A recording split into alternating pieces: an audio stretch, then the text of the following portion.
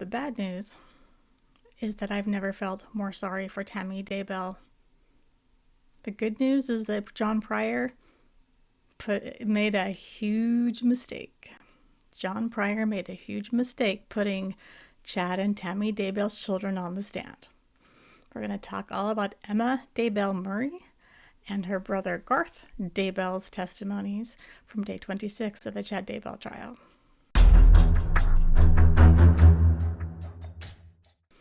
Welcome to True Crime, Faith, and Chocolate. I'm your host, Annette Lyon, USA Today bestselling author of the suspense novel Just One More and a whole bunch of other stuff. I'm a woman of faith. I'm a member of the Church of Jesus Christ of Latter-day Saints, which unfortunately is the same faith that Chad and Lori purported to be believers of. No. And I am also a true crime junkie. So that's what we are here doing. I'm going through the Daybell case. I've touched on Ruby Franke, Jody Hildebrandt, and I have a whole bunch of other things planned for when the Daybell case is over. But for now, we are trying to stay on top of the Daybell case. As many viewers know, I have been following this case literally since the day after Tammy Daybell died. Because as a writer in the Latter-day Saint community, I was aware of Chad. I have friends who worked with Chad, who read his work, didn't like his work. I have a friend who was rejected by Tammy on a submission. It was something that we talked about, and I've been following this early on, and I was one of the first to say this is looking suspicious, guys. And here we are, all of these years later. As of May 20th, 2024, we've got the defense case in chief. That means John Pryor is putting on his witnesses. He said at least 3 or 4 of the 5 Daybell children will be testifying for the defense. And he has some specialists. Don't know how many. I highly doubt he will be bringing in as many witnesses as the prosecution did. I think their count was up to something like 70. If you count those who testified twice, like Lieutenant Hermosillo and a couple of others who came twice. They had a good 6 weeks of testimony, if I recall correctly. And I don't think the defenses will have that much. And of course, the prosecution has a chance to do cross-examination.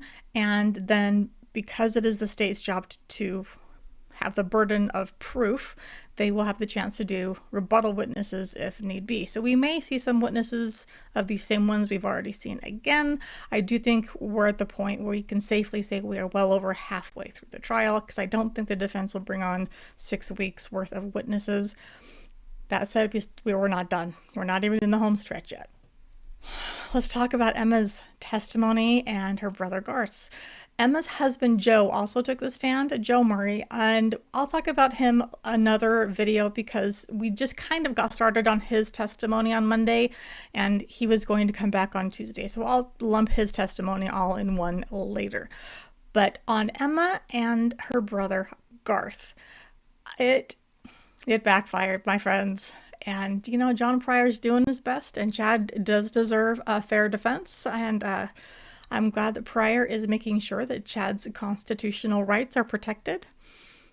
But yeah, there's not much of a defense to be made here, and John Pryor's trying, but everything he's doing, I'm afraid, is backfiring because Chad is so guilty. And I can say that because I'm not part of the court. It's alleged at this point for legal purposes, but I can have my opinion. Especially since Lori has already been convicted. Emma, as many people know, she lives very close to Chad. Chad, or his prior home, formerly did. When all of this went down, they lived on an intersection. People commonly say that she lived kitty corner across from them. They live on an intersection in a rural area, and one of them is on like the northeast corner, and then Emma and her husband lives on the southwest corner. So Emma has been very, very close with her father. We learned that she has been talking with Chad every day or almost every day since he was arrested 4 years ago. Yeah, and she is very much in his camp. She and Garth kind of tried to make it sound like they don't quite believe this as much as their father does and some of the woo-woo weird stuff. But I think Garth succeeded more on that than Emma did. I think Emma definitely drank more of that Kool-Aid. So, just to show who we're dealing with here, I will show you a picture of what Emma Daybell looked like. This is Emma Daybell when the children appeared on CBS's 48 Hours. All of the siblings at that point were still standing behind their father. We don't know if all of them still are. Emma and Garth definitely still are. We also know, however, that, and this is something I think Pryor screwed up, he made a point of asking Emma if she had watched any of the trial or talked to any of the witnesses about their testimony or the trial, and she said no, even though she is exempt from the exclusionary order that keeps most of the witnesses from talking about the case or watching the case or anything like that, because she is considered a victim under Idaho law because her mother was one of those affected, obviously. She's allowed to watch, but she hasn't. And John Pryor said, I asked you not to, correct? And she said, yes. And have you? And she said, no. And I think what he was going for was, see, she's unbiased. Her testimony has not been tainted. In reality, I suspect that the jury instead will look at that and say, oh, so she has insulated herself from any evidence. She has no idea of this dump truck worth of evidence against her father. So she's living in this little fantasy world, has no idea of all of these things that we now know her father did and said and all the evidence supporting it. But yeah, so that backfired. With the feed as we have it, it is not great. I know you tried to zoom in, it's very pixelated. So this is more like what she looks like today. She has bleached her hair. You could tell that much from the feed. This is a photo, her faculty photo from the elementary school where she's a teacher. So this is more of what she looks like now. But let me show you something. This is, you know, the class act that we're working with. In January of 2020, this is when Chad and Lori had married. They had killed everybody. At this point, we did not know. The police were looking for the children, Tylee and JJ. But Charles was dead, we knew that. Tammy was dead, we knew that. Chad and Lori had married very quickly, we knew that. And now they are missing. They have fled. And the children are missing. And they will not produce those children. And the police are trying to get hold of Chad and Tammy. And the children, we learned, actually, apart from Emma, that the children knew that they were in Hawaii, but they weren't responding. They wouldn't pick up the phone, wouldn't respond to police officers trying to get hold of them. There was a warrant for Chad's property. The FBI and whoever else came in and conducted a search. They did not find the children's bodies yet at that point.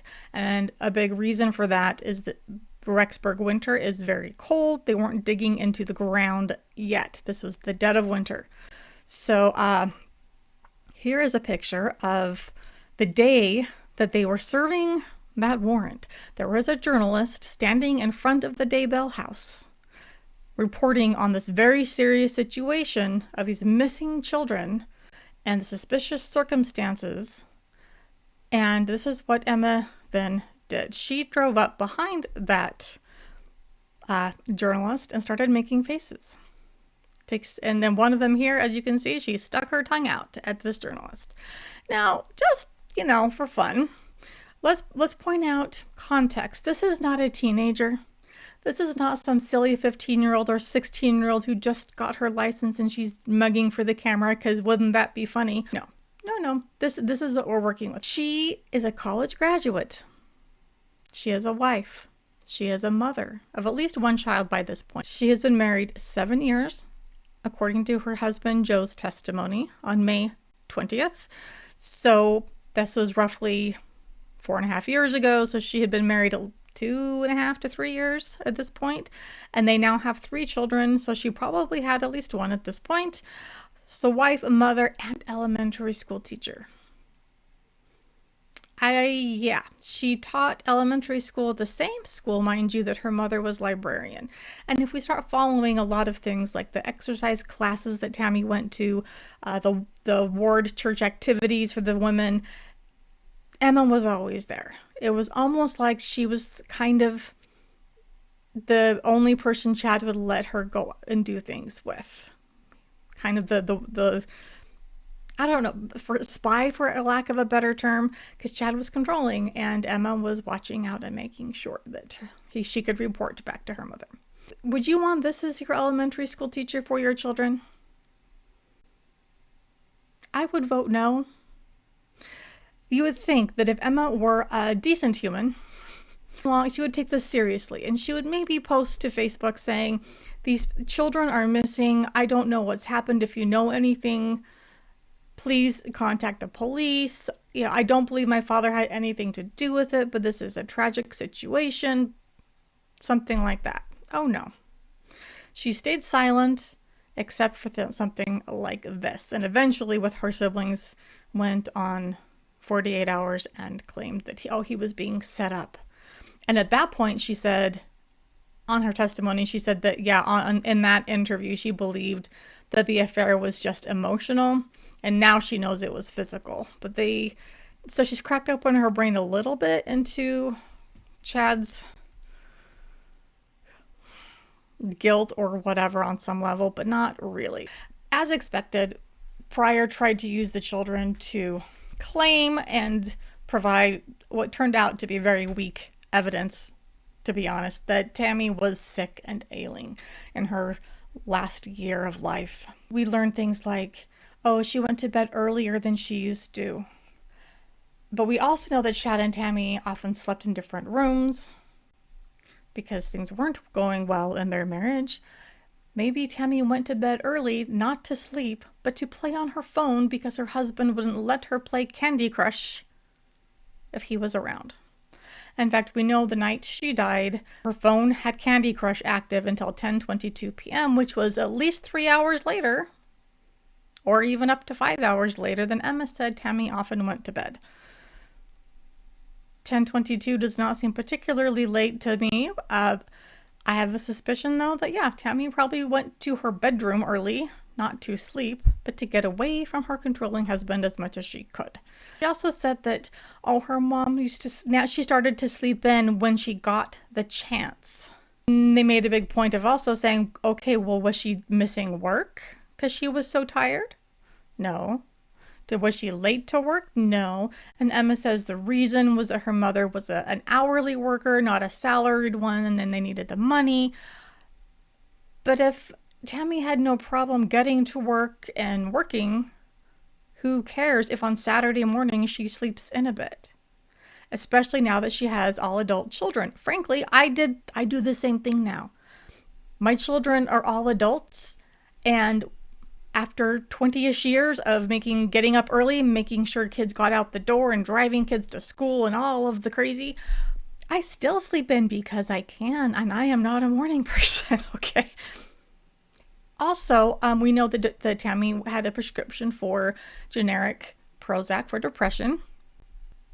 Depression can make you tired and fatigued. That is not a surprising thing. Also, Tammy was 49.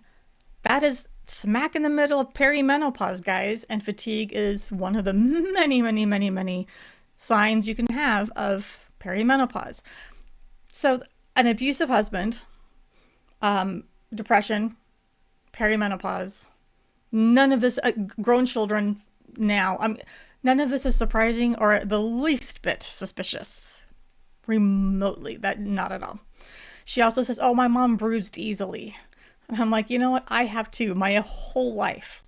Like, I can look at a bruise on like my thigh or something and go, okay, I vaguely remember thinking ouch, but I don't remember what that was from.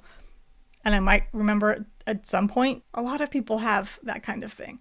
So she was kind of implying that as she was preparing for the book fair the following week at the school library, that her mother was carrying this box of books and it was really heavy. And so Emma said, oh, she was struggling with this box.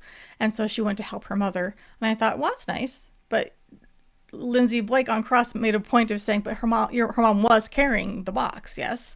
Well, yeah, but it was heavy for her and it was on her hip, and then it was maybe digging into things, almost implying that the box is what gave her the bruises, but she didn't have any bruises on her hips. And she was carrying the box. Her son, Garth, testified that, oh, well, I was like her muscle in the yard. She would have me do things and that, because otherwise she would get tired. I'm like, who wouldn't say, hey, son, you're stronger than I am. Can you bring that 40-pound bag of soil over here? Like, yeah, he probably can do things easier than a 49-year-old. Like that, again, this is nothing suspicious, remotely. And then she talks about going to the exercise classes with her mother. Once more, throws her mother under the bus with criticism beyond the grave. Have a little bit of respect for the dead and for your mother. She says, yeah, we were both overweight, so we started going to these classes. I had just had a baby, so I had baby weight. So it's okay that she had weight to lose. But her mom was fat. Number one, no, she wasn't. We've seen pictures. Number two, we have plenty of evidence that she was in good shape. And number three, having a little extra weight on you does not kill you randomly at night as you sleep. Hi, Mr. Pryor, you have extra weight too. I'm not body shaming. It's a fact. He's alive.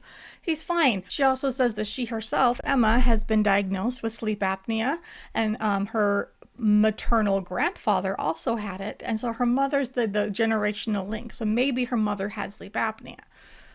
Okay, maybe, but again, that is a chronic condition that can eventually lead to problems. It's not something that kills you randomly one night in your sleep. We have sleep apnea in my family as well, and trust me, does it affect your life if it's not treated? Absolutely. Does it kill you randomly one night? No, it does not. Give me a break. They talked about the 5K that the principal said he saw Tammy crossing the finish line after running and that she seemed fine. And Emma insisted that, oh, no, her mom didn't run the 5K. Her mom was just a volunteer helper. And so if someone saw her cross, she was just helping someone across the finish line. And she was actually wearing jeans that day. And she wasn't in like exercise running clothes. And Garth said something similar. He apparently had, I guess, organized that 5K as a fundraiser for, ironically enough, Tim Ballard's Operation Underground Railroad, which has icky connections to some of the same creepy people and ideas. But Garth also says that his mother was in jeans. I hope that there is someone somewhere who was at the finish line who has pictures of Tammy that day so we can prove that she ran the 5K. There was talk of Tammy preparing to run another 5K, and Emma said no. That was me. I asked my mom if she would run the 5K with me, and she said no. Although Tammy had friends who said that she was preparing. And we also know that she was using the app Couch to 5K that helps prepare you to run a 5K. She also talks about her mother's Fitbit, which came into evidence because they showed that over the course of the last year, Tammy's activity didn't vary hardly at all. It was pretty consistent right up to her death. And that went along with, oh, well, my mom only took 6 weeks of clogging classes. Oh, really? Well, why did she stop? She died. So she was doing fine. She was active in a clogging class until her suspicious death. That tells us nothing beyond the fact that, yes, this is still suspicious. Okay. But back to the Fitbit. So apparently Joe Murray, again, so Emma's husband, they were all on Fitbit together, and Joe's parents were somewhat competitive, and they set up one of those little competitions you can do among friends on Fitbit to see who can get the most steps in a certain amount of time. And they said, oh yes, our mother was very competitive that way, but instead of getting in the steps, she would swing the Fitbit around at night as she's playing her games on her phone to get in more steps. Now, I will say I've seen this happen, but it's not easy to do. People have asked, is that possible? Fitbit it's pretty good about knowing what's random movement and what's an actual step. So I've played. Now I have an Apple Watch, but I had a Fitbit for many years, and you had to do a very specific kind of motion, and it would only pick up a few here and there. So I hope that the state will pull out that data about Tammy's Fitbit. If she was not actually as active as we think she was, then the bulk of her steps would be the fake arm swinging thing, and you would be able to see that suddenly she's like not, she has very few steps and very few steps, and then suddenly in the evening as she's getting ready for bed or whatever, then that's where suddenly they all go up. If we can see that the data does not support that she was active walking around the school, going to her classes, see those times and the active minutes and her step count, I think that can completely debunk any of this. Another big thing that was frustrating to me was, and she's like, oh, my mother was an introvert, and that means, you know, she didn't really have friends or a social life, aside from the fact that we had witnesses that were her friends, and they went to exercise classes that their friends and that Tammy's friends invited them to. She had friends. I would like to, let's just debunk that right now. Being an introvert does not mean you're a hermit. It does not mean you have no friends. It does not mean you do not have a social life. I am an introvert. My two best friends are introverts. One of them, people assume always, is an extrovert because she can be very funny and entertaining in public. That has nothing to do with being an extrovert or an introvert. I had someone once congratulate me for overcoming my introversion because I could speak in front of a group. I have been teaching at conferences, multiple conferences a year for a good 20 years. I'm still an introvert. That has nothing to do with it. Introversion just means that being in that kind of situation can wear you out, and then you need to recharge. Whereas with an extrovert, if they aren't around their friends a lot, that gets them tired, and they get charged up by being with people. Social anxiety and extroversion can be a thing too. My mother was an introvert, and that explains why she had no friends. Okay, no. That's the most ridiculous thing to testify to. That no. Pryor wanted to say that Emma was the one who did the search about the wind direction the day before Tylee went missing and died and was buried on the property. And Emma said, oh yes, that was me. I was on my father's device, his computer, but it was me making that search.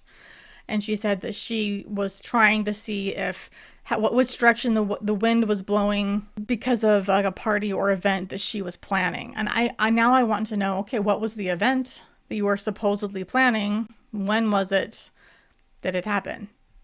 Later in the testimony, there was a question about the intersection that they live on. Remember? And it was like, so do you live southwest of your parents? She's like, oh, I'm not good with directions. I don't know. And yet you were Googling wind directions. That would have made that would have been a meaningless search result to you. That makes no sense. She tried to make a real point of saying her mother didn't go to the doctor ever. And then, of course, Lindsay Blake pointed out, well, your mom went to the doctor a couple of months before she died because she had fallen and hurt her hand or her arm. Well, yeah, but, it was 7 years before that, between that and her last visit. She had a Prozac prescription, guys. Doctors don't refill those just willy-nilly without seeing you for 7 years. They went into Chad's belief system, of course. And one thing that both Emma and Garth went into a bit is that Chad, they said that they would describe him as more fundamental in his beliefs. And that was an alarming word for me to hear, because any of the splinter groups from the Latter-day Saint splinter groups, they all consider themselves fundamental, meaning they're going back to the basics. Usually that means back to Brigham Young at the height of polygamy, which it does appear that's where Chad was headed. And that's where you get people like Warren Jeffs. And that's a whole other topic for someone else's channel to cover. I have my opinions, but this is not the place for that, except to say that no. If you're going to that and you want to break off and do your own thing, party on, but that is not what we're about. That is not our mainstream beliefs. That is not, no, absolutely freaking not. That is where you get into, again, Warren Jeffs territory. Then Emma decided to say that, again, throwing her mom under the bus. Are you kidding me? Saying that the rating system was her mother's.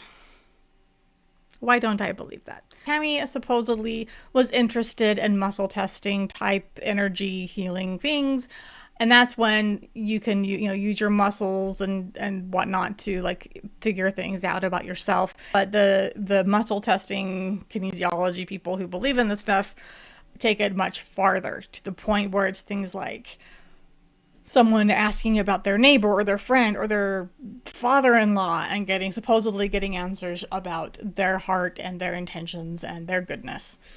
How far Tammy took that, I don't know, if she even went there, but Emma is claiming that that is what led her mother into supposedly creating the rating system. We have so much evidence that Chad was the one making it up and doing his little thing with his stupid little pendulum necklace that he found. We have very little evidence that Tammy believed any of it.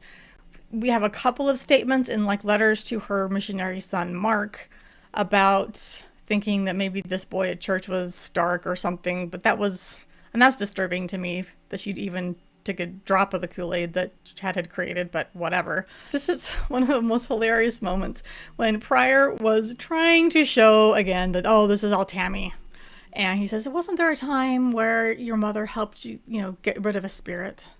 Sort of like going back to the whole casting thing that we've been learning with Lori and their group and all of that.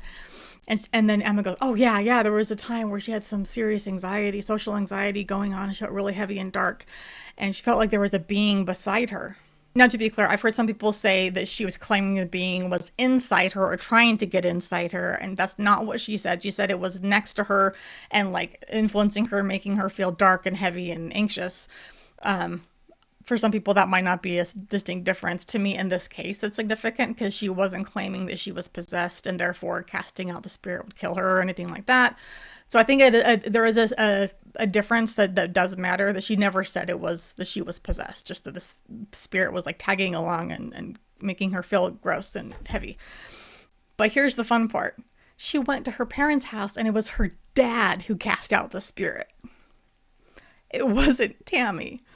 So that whole question fell apart because Pryor was like, oh, well, your mother. And just, oh, yeah, and then my dad.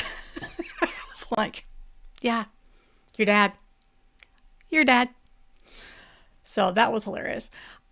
They were talking about giving blessings and how that's not unusual. And I wanted to say, okay, is a priesthood blessing unusual? No. But it's not something that happens every day in the church. There's a reason. If someone is sick, if someone is going through something particularly difficult. So a blessing of comfort and strength, perhaps. If there's a big event on the horizon, I know a lot of families do father's blessings the night before school starts for the school year. Just sort of like here's a little shot in the arm kind of a thing. You don't just randomly give blessings to people, and it's usually close family who does it, or someone who, again, stewardship, going back to that, I'll have to link to that one so you can watch that, because stewardship, all of this comes down to stewardship. Like, oh my gosh, people. If people, members of my church, had paid attention to that one principle, we would not be here. Like that, Chad had no stewardship to be saying or doing these things. So yeah, go watch that video. That's the one where Jason William was testifying. The thing that struck me as odd about Emma talking about her father giving blessings is that she's married and she still goes to her father for blessings. Now that there could be a reason periodically, to go to your father, but usually if you have someone in your household like your husband who has the priesthood and can give you a blessing, you'd go to him unless he is part of the problem you want the blessing for, or if he's, not worthy for some reason or whatever. And ironically, we know here that Chad was not worthy because you start having an affair and you no longer have access to your priesthood. So any blessing he was given is just Chad's words and meaningless nothing, even by LDS standards. So yeah. Again, for people who say that my beliefs are crazy, stupid, or whatever, that's your opinion. I'm not trying to evangelize or convince anyone. I'm trying to explain where we are, and if you think we're weird, then anyone who believes in God is weird too. But moving on. So it was odd to me that she always went to her dad rather than her husband. That seems strange. And it shows that Chad did have a cultish type of control over his family. That is bizarre to me. That's not normal among Latter-day Saint families. They went into the whole quote unquote paintball gun incident. I found it interesting that she found out about it from her mother's post on Facebook. But it happened right after her mom had dropped her off at her house just across the street. And Emma's husband was the first to call 911. Why didn't Emma find out from her husband or from her mother or from... That seems so odd to me. And I'm also wondering, again, like, Tammy called 911. Joe called 911. Tammy's own daughter Emma and her own husband could not have cared less. Poor Tammy. Something about Emma's personality that kind of cracked me up is that she jumps in to answer. She talks over prior. There was one time where she was talking over Lindsay Blake, prosecutor.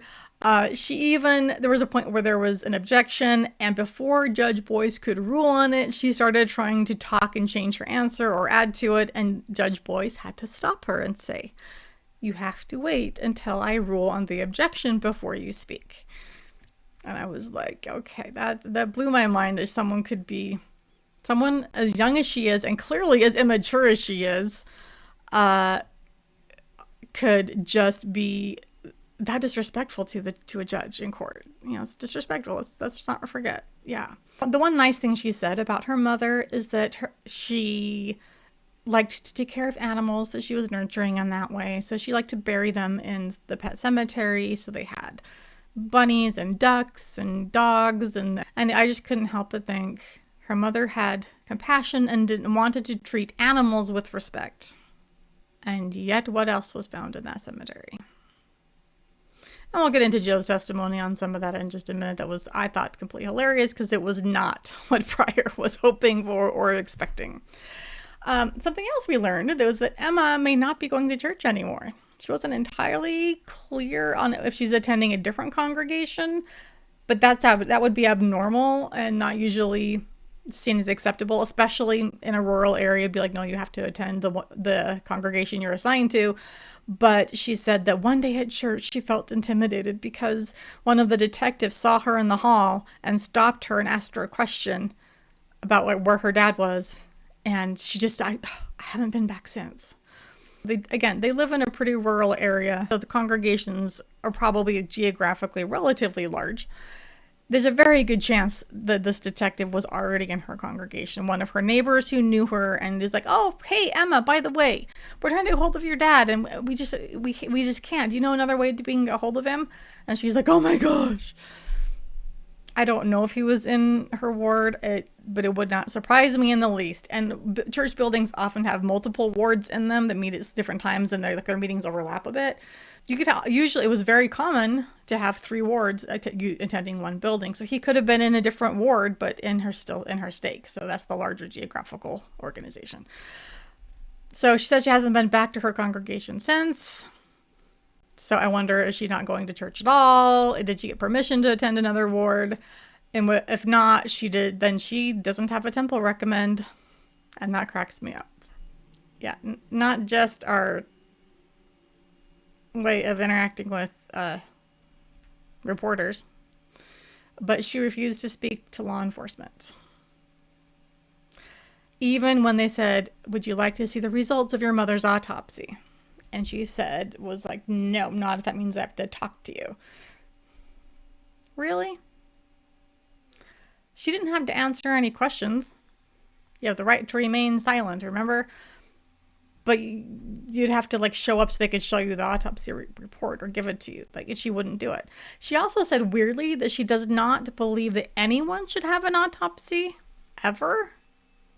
I've never heard that from anyone, and that strikes me as very strange. Especially in cases, I don't know, like her mother's murder. When her mother died and her dad's reaction, and she said, "Oh, he was so upset," and his grief was real. And the hardest part was that seeing him so out of control. He was not in control of the situation, and he's usually the one in control. And so that was very upsetting to him.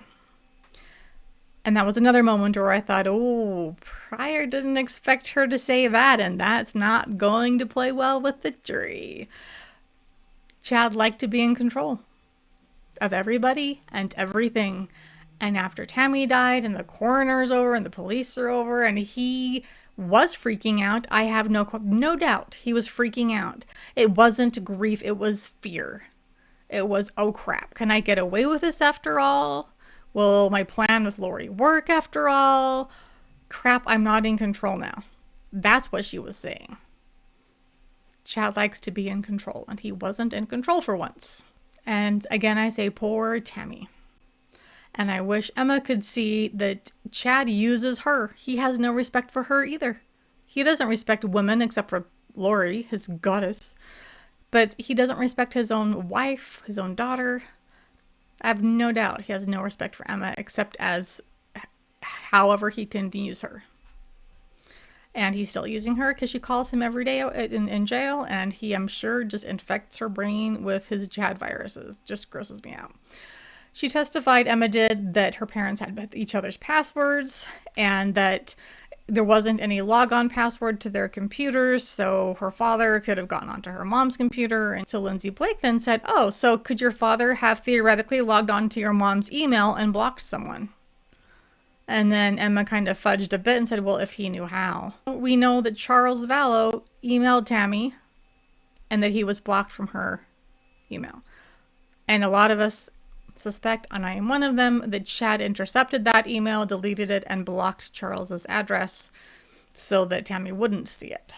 They replayed part of the video of when Chad was in the patrol car and she was the one talking to him outside. Some interesting moments there. One thing that jumped out at me again, seeing it one more time, was that they spent like 30 minutes talking about finances before the fact that there's a warrant and they've already found one body and that Chad's in handcuffs even comes up, which is bizarre. Like, and that's also not what she said in the 48 hours interview. She said, the first thing I said is, Dad, oh my goodness. And she's something about, you know, they're finding, they say they can find human remains in our backyard or something. And he just went white as a sheet. He was so shocked. They did not bring up anything about the warrant for 30 minutes into the conversation. That's the truth. It's on tape.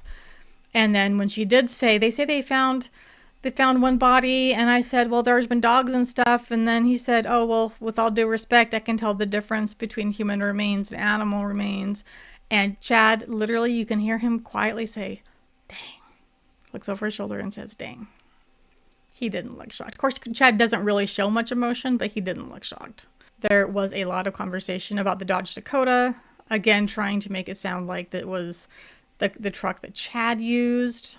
And that's only significant because Pryor is trying to make it sound like Alex was targeting Chad instead of Tammy, which again is ridiculous because why on earth would Lori be trying to target the man who thinks of her as a goddess and wants to run away with her and helped kill her children? And that it makes absolutely no sense. Yeah. So in fact, when Garth got on the stand, you know, let's just go ahead and show Garth's picture here. This is Garth from the 48 Hours interview. Looks a lot like his dad, and it sounds like, from those who were in the courtroom, made it sound like they were not terribly surprised that he has kind of a flat affect, just like his dad. He doesn't show much emotion. They were both testifying that yes, their mom drove the truck. Garth at one point was like, well, it used to be one parent's and it kind of switched over to being the other's. And he made it sound like, well, it was my mom's truck. And then Pryor goes, do you mean your dad's? I was like, oh yeah. I meant the other way around. Yeah, I was nervous. Sorry about that. Like, it used to be my mom's, but then it became my dad's. And anyway, it's dumb because we know full well that they both drove both cars and that Tammy considered the Dakota to be hers. Emma basically had no emotion talking about her mother's death. The only real emotion we saw was in the video when she's talking to her dad in the car. I'm gonna miss you, Dad. But she had very much flat voice, flat emotion, except for when she kind of got mad at Lindsay Blake on cross, and that's not a good look either. You know, if you can get a defense witness upset, that's probably in the state's favor. And I think it's also kind of dumb of Pryor to put them on first. If you're putting your strongest witnesses out first and it's the children of the one accused, they're biased no matter what. So that, and they're your best witnesses. More on Garth. One of my favorite parts. This is again because he didn't hear Emma's testimony either, right? She left and then he came in, and yeah, Pryor was talking about all the different kinds of animals that had been buried in the backyard, and yes, Garth said, "Oh yeah, skunks, raccoons, various things." And he said, yeah, anything that was like a pest type animal was buried over by the silver shed, by the compost heap. And then Pryor kept trying to push, oh, well, were any of them buried in the pet cemetery? Trying to corroborate, of course, the famous, infamous raccoon text where Chad claimed to have just shot a raccoon and buried it in the pet cemetery. And Garth's like, oh no, they were all in the area by the silver shed. And Pryor, he just kept pushing it, and Garth's like, no, they were all, anything that was pest-like was over by the shed. And Pryor goes, well, was that area getting kind of filled up? Kind of hinting maybe they ran out of space. There's also the fact that raccoons are nocturnal, and if Chad is saying he saw a raccoon in the middle of the day, unless it was in their trap and had been caught at night, that's a lie. And Garth attempts to say that he has more mainstream views. He said, oh, I'm a middle school science teacher, and he goes, I believe in and teach evolution, that the world is older than 6,000 years. He doesn't consider his beliefs to be fundamental like his father's. I think he could have stated things a bit more strongly to distance himself from his father. He also kind of said that he worried about his mother's health, but the way he phrased it to me just shows we need more sympathy for Tammy. Not that she was sick and dying. Said that she worked so hard that she wore herself out. That doesn't sound lazy to me, the way Chad described her at her funeral, mind you. That sounds like a woman working her tail off and getting tired and maybe needing more sleep. Not that she's lazy, not that she's dying or ailing. One big bombshell we heard about Garth is that there was a grand jury that was putting forth evidence and debating whether to charge him with perjury. They did not end up doing charges, and that doesn't mean he's not guilty of them. It means they couldn't necessarily prove it. The reality is his story about what happened when his mother died has changed. Sometimes in his story, he's the one who finds his mother. Sometimes his father calls him in and he helps his dad lift her onto the bed. Sometimes his mom is on the couch and he lifts her by the head. Other times he lifts her by the feet. There's a lot of things that just don't quite wash. What we do know is that he came home late, around 1 a.m. at that point, because he was working not just as a teacher, but he also worked at that little haunted house place. He came home around 1 a.m. from that job, where he called himself a scarer. As I mentioned before, Tammy's phone was active until 10:22 on Candy Crush. At that point, clearly Chad was not with her, because she would not have been playing it if he had been. We know that Chad and Alex were texting right after that, and that Alex was in the vicinity, and I'll go into my location video soon. And one picture was deleted from Tammy's phone. We don't know what that was or who did it. I suspect it was not her, and it might have been something incriminating. Don't know. Never will. When Garth got home at 1 a.m., whichever story of his you believe, there was rigor mortis already settling in, which means at least a couple of hours must have passed. So she probably died between 10:30 and 11.